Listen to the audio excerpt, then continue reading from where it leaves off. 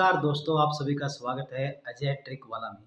देखिए हमारे सामने ये जो पीडीएफ है वो सारी की सारी है 28 फरवरी को जो एसएसटी का पेपर हुआ था उसका एक-एक क्वेश्चन को ढूँढ-ढूँढ के निकाला है और ऐसे निकाला है कि मतलब हमारे लिए आगे आने वाली परीक्षाओं में भी काम का हो। दूसरा आप थोड़ा चेक भी कर सकें भी आपने कैसे पेपर को किया है। दूसरी बात ये है कि कुछ क्वेश्चन ऐसे हैं जिसको मैंने खुद ने भी मतलब मेरे को इतना पता लगा कि ये वाला फैक्ट आया हुआ है, तो उसका मैंने खुद क्वेश्चन बना दिया है ताकि कोई इसको जब वीडियो को देखे तो उसको ये लगे भी मैं अटेम्प्ट कर रहा हूँ, है ना? तो मैंने ये क्वेश्चन को फॉर्मेट में उसको चेंज कर दिया था। तो थोड़ा-सा ये मान के चलना भी कुछ क्वेश्चन ऐसे हैं जिनमें मैंने 2, 4, 5 में ऐसे चेंज किया है ताकि क्योंकि उनमें अभी पूरा पेपर तो हमारे पास है नहीं, तो जितना हो सका हमने काम किया, ठीक है? और आप सभी का इतना ही है कि आप सभी अजय ट्रिक वाला को सब्सक्राइब कीजिए, शेयर कीजिए और लाइक कीजिए, ठीक है? हम शुरुआत करते हैं। देखिए हिंदी भाषा से जो 2 क्वेश्चन आए हैं वो जीके से जो जुड़े हुए हैं ना वो वाले। एक है हाड़ौती मतलब राजस्थानी भाषा में शामिल कौन-सी बोली है ये क्वेश्चन था और उसमें ये है कि हाड़ौती जो है वो राजस्थानी भाषा में है ही, कोटा वाला क्षेत्र जो है वो वाला। दूसरा विजयदान देथा की रचना पूछी थी जो कि अलेखु हिटलर है। ये वाला पार्ट जीके में नहीं आया था। हिंदी जो बोलियाँ होती हैं ना राजस्थानी उस टाइप में ये सिलेबस में जोड़ के हिंदी विषय में आया था। ठीक है। अब हम बात करते हैं कि आधुनिक भारत से कौन से क्वेश्चन आए हैं, ठीक है। आधुनिक भारत वाले हम क्वेश्चन देख लेते हैं कौन से आए हैं।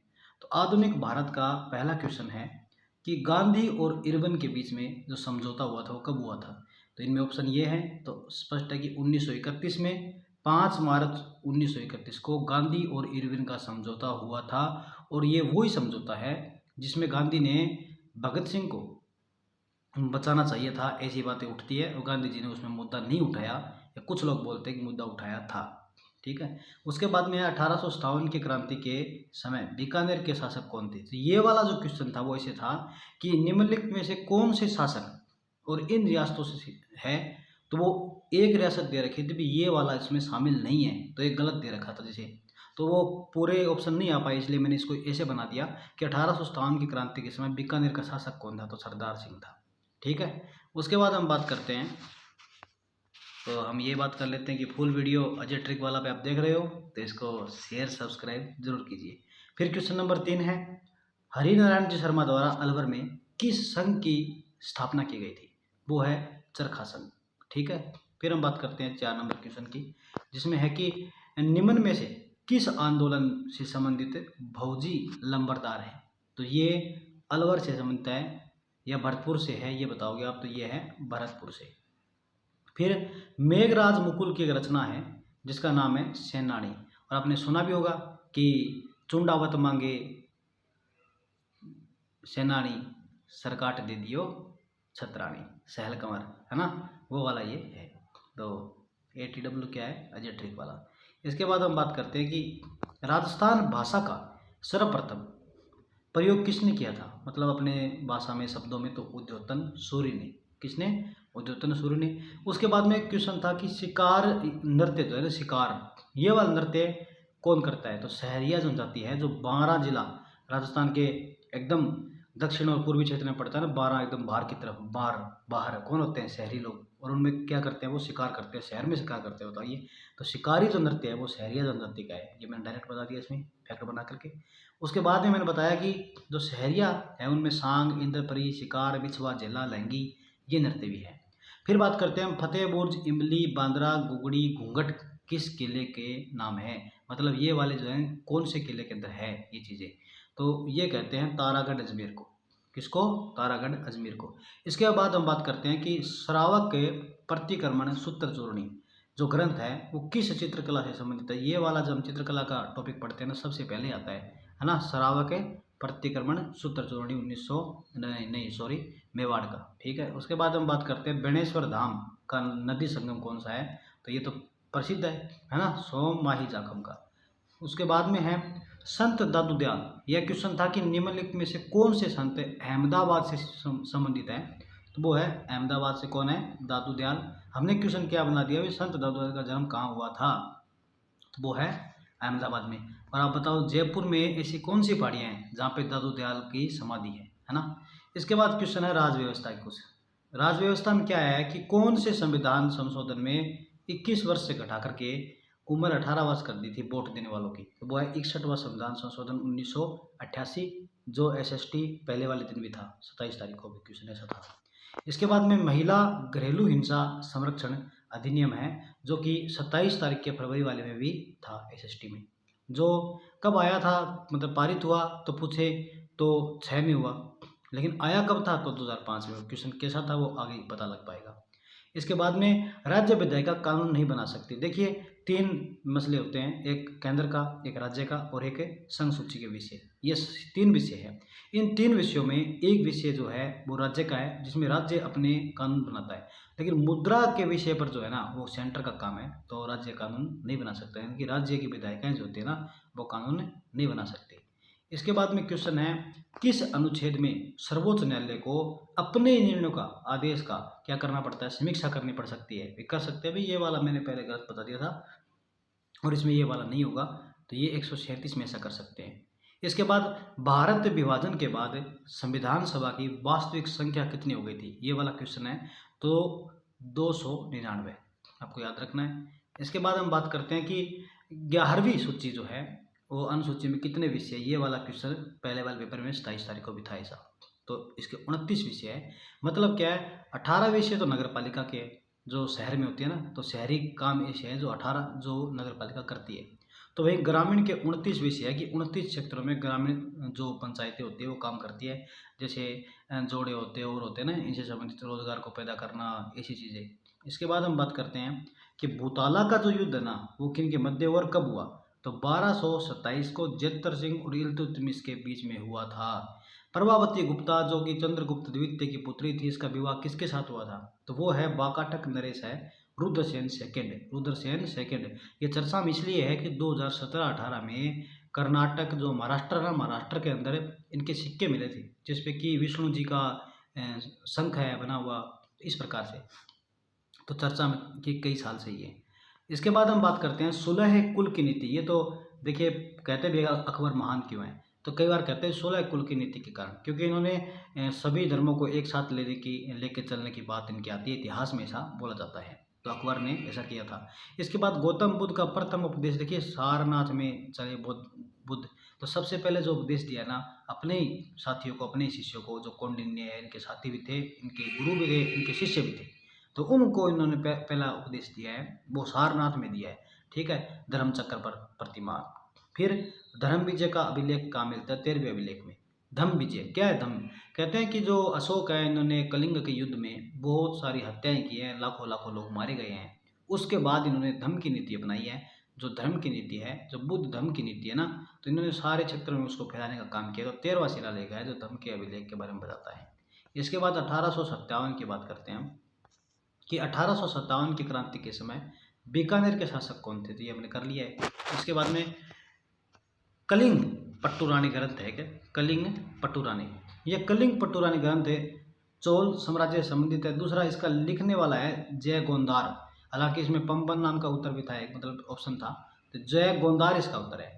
मंत्री परिषद में मंत्रियों की अधिकतम संख्या होगी, कैसे, तो मंत्री परिषद तो बहुत बड़ी होती है, उसमें से कितने मंत्री बनेंगे, बहुत सारे मंत्री पहले बनते थे, उनको लालच दिया जाता था कि आप हमारे साथ आ जाओ, आपको मंत्री बना देंगे। ऐसी चीज़ें कम करने के लिए 91 नंबर का संशोधन हुआ था। अब 15% मंत्री परिषद के जो सदस्य होते हैं वो मंत्री बन सकते हैं, ज़्यादा मंत्री का नहीं करना ना। अब बात करते हैं 26 नंबर में लोकसभा में आरक्षित सीटें। देखिए कोई भी क्वेश्चन आया हो, पहले में आया था 84 जो 27 तारीख को था, और दूसरे में आया 47 जो एसटी का है, यानी एससी की 84 सीटें हैं और एसटी की 47 है, ठीक है। 334 आर्टिकल है, 334A, जिसमें एसटी की 47 सीटें हैं। राष्ट्रपति द्वारा सहायता हेतु प्रधानमंत्री अध्यक्षता में मंत्री परिषद होती है ना, राष्ट्रपति की सहायता करती है एक मंत्री परिषद, जो किसकी अध्यक्षता में होती है, प्रधानमंत्री की, अनुच्छेद 74 नंबर। फिर है प्रशांत महासागर की एक धारा पूछी है कि कौन सी जल धारा है जो प्रशांत महासागर की है, उसमें अलास्का है, बेंगोला है, लेब्राडोर है, जेट स्ट्रीम है, तो ये है अलास्का की धारा। इसके बाद में प्रधानमंत्री कौशल विकास योजना 2015 का है, जो इसके अंदर ही आया था।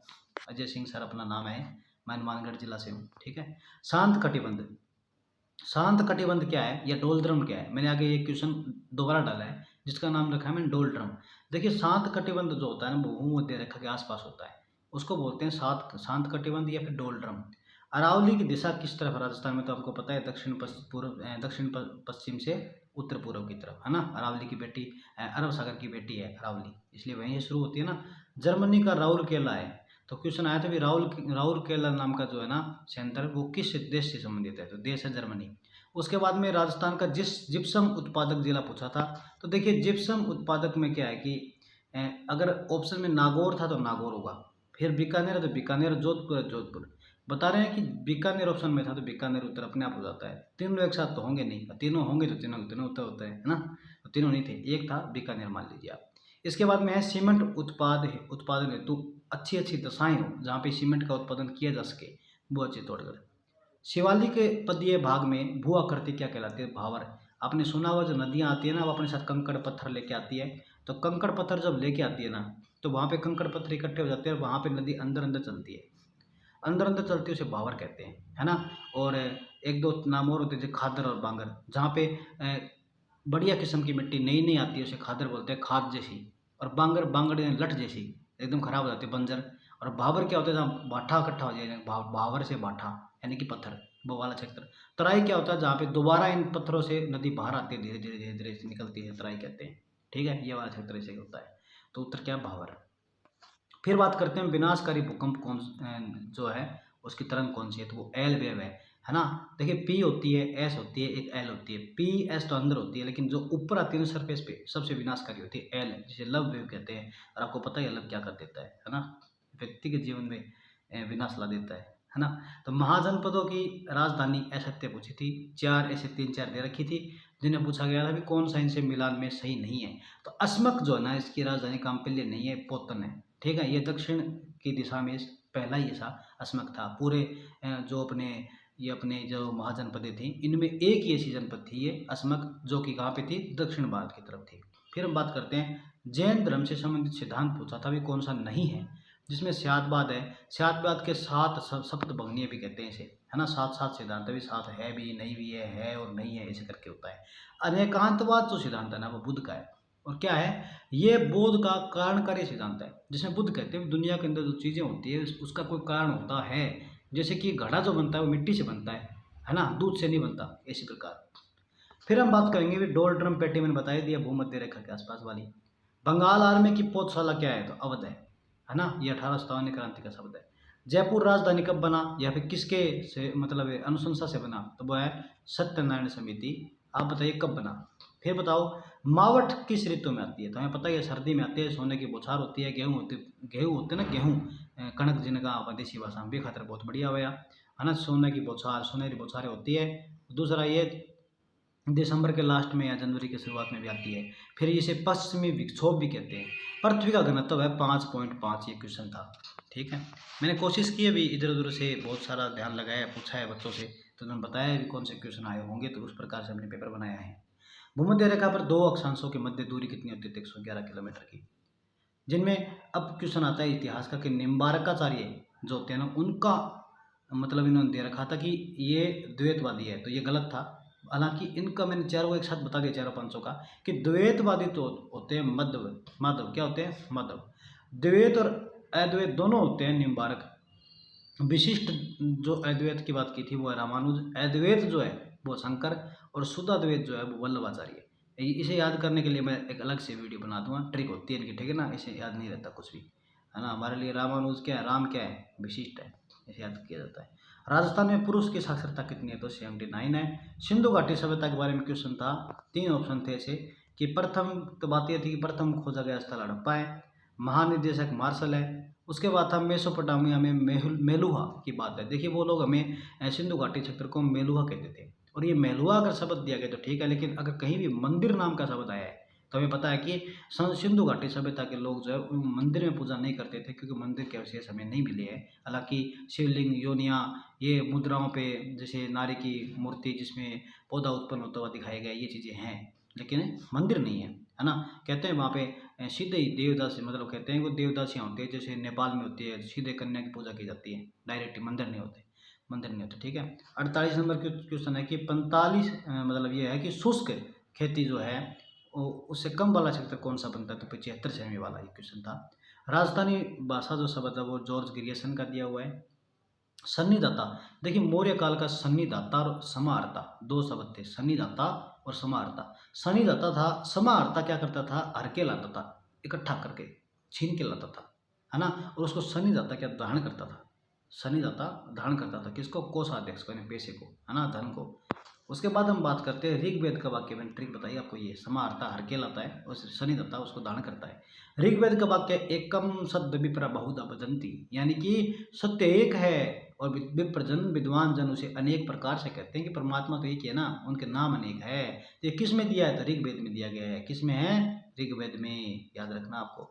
अब ये क्वेश्चन था कि दंडिन 10 कुमार चरित्र लिखते हैं, कालिदास कुमार संभव लिखते हैं, विशाख दत्त देवी चंद्रगुप्तम लिखते हैं, सिद्धसेन नया अवतार लिखते हैं। पता नहीं कि कौन सा एक गलत दिया हुआ था, तो वो गलत हो जाता है, लेकिन मैंने इसमें चारों का चारों एकदम से डाला है, आपको आगे याद करने के लिए काम आएगा। दंडिन का 10 कुमार चरित्र, कालिदास का कुमार संभव, विशाख दत्त का देवी चंद्रगुप्तम और सिद्धसेन का नया अवतार, आपको याद रखना है। Thanks for watching Ajay trick वाला की तरफ से, जो अपना यूट्यूब फैमिली है। मैं अजय सिंह आप सभी का स्वागत करता हूं, धन्यवाद करता हूं। आप इसको शेयर कीजिए ताकि हमारी जो फैमिली आगे बढ़े, और आप सभी के लिए मैं आगे कुछ विशेष भी लेके आ रहा हूं। विशेष क्या है, देखिए आगे फर्स्ट ग्रेड का एग्ज़ाम होगा, सेकंड ग्रेड होगा, और रेट का जो थर्ड ग्रेड का है इसका क्या होगा, मेंस होगा। इसके लिए हम काम करेंगे, बहुत अच्छे से काम करेंगे, और ज़्यादा चीज़ें पढ़ने का काम नहीं करेंगे। देखिए मैं आपको 3-4 क्वेश्चन बताता हूँ कि रियल में ऐसा हो सकता है क्या कि हम तुक्के लगा सके, बढ़िया तरीके से हो सकता है। जैसे कि 27 फरवरी को क्वेश्चन आया था कि एल नीनो का जन्म किस महीने में होता है, जिसमें था दिसंबर में, सितंबर में, मार्च में, मई में। तो एक बात तो स्पष्ट है कि मार्च और मई दोनों ही हमारे यहाँ पे मानसून से आने से पहले के 2 महीने हैं, मार्च और मई। तो दोनों ही आसपास के महीने हैं, गर्मी के महीने हैं, तो दोनों ही जब ऑप्शन में आ गए तो दोनों नहीं होंगे फिर। अब 2 और है, सितंबर और दिसंबर।